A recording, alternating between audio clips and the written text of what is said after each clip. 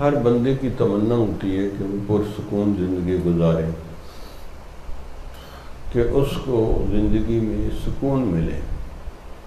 کافر کو بھی سکون چاہیے، مسلمان کو بھی، منافق کو بھی، دیریوں کو بھی، سیکولر والوں کو بھی، ہر بندہ سکون کی تلاش میں۔ اب یہ سکون کیسے ملے گا؟ بہت کم لوگوں کو پتہ ہے کہ سکون کیسے ملے گا،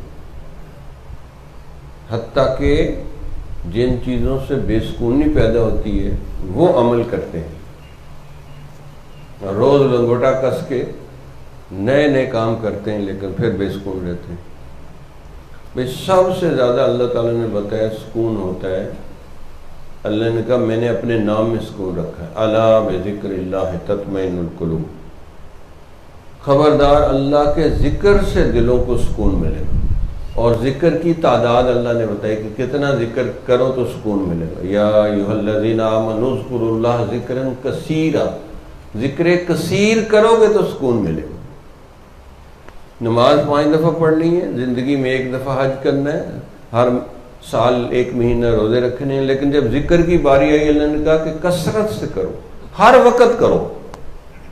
رجال اللہ تلہیہم تجارت ولا بیع عن ذکر اللہ، ایسے بھی جڑے مرد ہیں کہ جن کو تجارت اور خرید و فروخت بھی اللہ کے ذکر سے غافل نہیں کر سکتے۔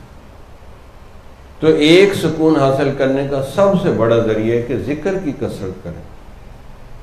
تو اللہ نے اپنے نام کے ساتھ ذکر سکون کو رکھا۔ فَأَقِیمُوا الصَّلَاةَ وَآتُوا الزَّکَاةَ وَاعْتَصِمُوا بِاللَّهِ هُوَ مَوْلَاكُمْ فَنِعْمَ الْمَوْلَى وَنِعْمَ النَّصِيرُ، نماز قائم کرو، زکوٰۃ دو، اللہ کو مضبوطی سے پکڑ لو، وہ کیا ہی اچھا مولا اور کیا ہی اچھا مددگار ہے۔